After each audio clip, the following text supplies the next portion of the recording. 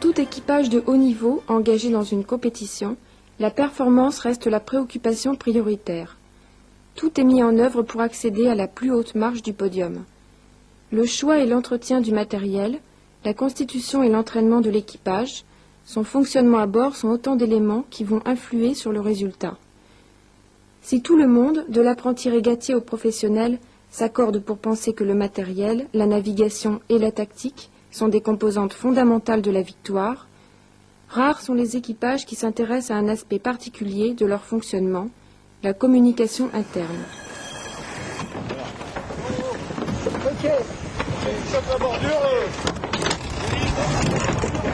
L'acte de navigation suppose le traitement d'une foule d'informations, météorologiques, tactiques et techniques. Chacun à sa place doit pouvoir agir le plus rapidement possible, avec le plus d'efficacité en fonction du but à atteindre. La circulation de l'information à bord doit donc se gérer, comme les déplacements ou la répartition des tâches. Un groupe de moniteurs BES premier degré en formation, non spécialistes de l'habitable, va nous servir d'exemple. La situation étudiée est un empannage en First Class 8. On prend le speed de la bague et le balance au fur et à mesure. La bague qui est... alors pour rendre cette manœuvre possible, il faut que la bague soit attachée au balcon avant. Non. Il y a également le réglage. Moi je suis où là? Je suis à l'avant du bateau ou je suis dans le cockpit? Je peux faire un dessin. Il y a un problème. Il y a pour le positionnement du tangon, la mise en place du tangon, on a besoin du régleur au piano. Pour le Alba, ah oui, on a oublié aussi. La mise en place du tangon, il y a le régleur. Donc ça, et voilà, donc l'empannage et... Bien, on n'a toujours pas défini dans le truc là, qui est-ce qui donne l'ordre. Donc c'est moi qui c'est moi qui m'occupe de donner on l'a pas marqué dans les tâches. Les directives. Ah ouais. Ah ouais. Ouais. Ça, on a you.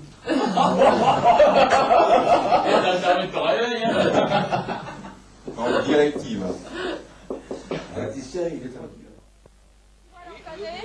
Reprends les bras de ski, là, je peux l'entraîner. Alors on branche le micro ou pas? Non, c'était moi qui devais le faire. On branche le micro. Bon. Déjà branché. C'est pas moi. Ouais, mais c'est toi qui...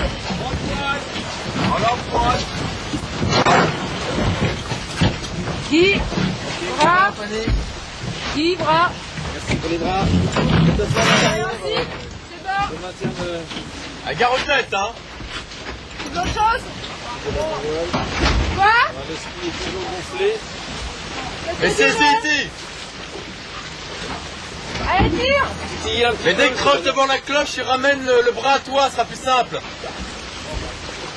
Ouais. C'est trop dur, tout le monde a dit quel choc à droite, voilà. C'est bon. Décroche vite. Le coup, c'est tu enlèves le bras maintenant. Un choc de bras. Non. Oui. Attends, non, c'est bon. Allez, tu peux y accrocher l'autre bras maintenant du beau bras. Non. Ok, c'est bon. Allez, pousse-toi vers l'avant. Pousse-toi vers l'avant, vers le point d'accroche du speed. L'alba choqué. Lequel? L'alba de tambour. Attends. Vas-y. Ah, quelqu'un au bord. Pousse-toi vers l'avant. Allez. Voilà, allez, pousse. Alors, remets-le sur la cloche.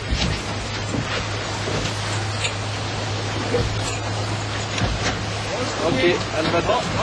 Allez, on remonte le tangon un petit peu là. Le Alba de tangon à lâcher, remontez le tangon, balancez. Attention à ta barre. Ouais. Merci. Bon, t'as fini? Ok, hop.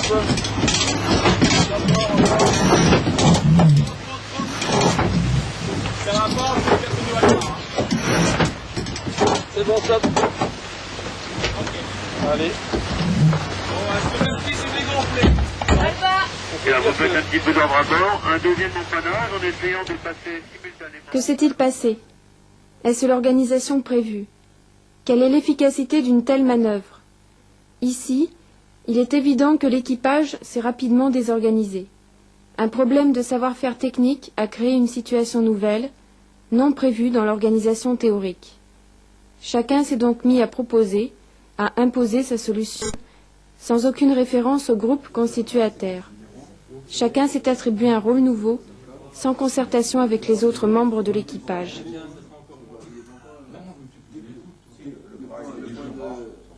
Observons maintenant un équipage de haut niveau.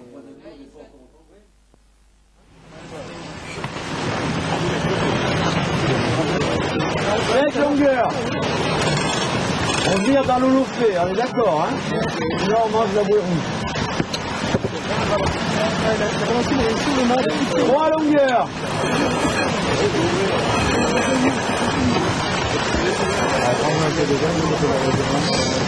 2 longueurs. Paré, ça tombe.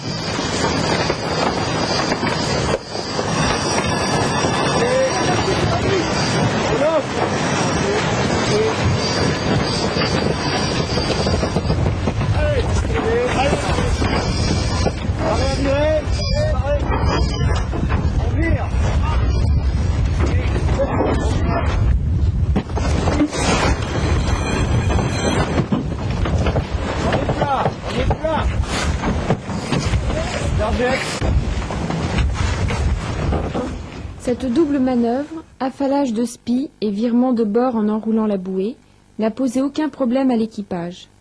Pourtant, le nombre important d'équipiers, la complexité de l'accastillage rendaient, a priori, cette situation délicate. Peu de paroles sont échangées, mais celles qui le sont très importantes, car elles conditionnent, pour partie, l'activité de chacun des membres de l'équipage.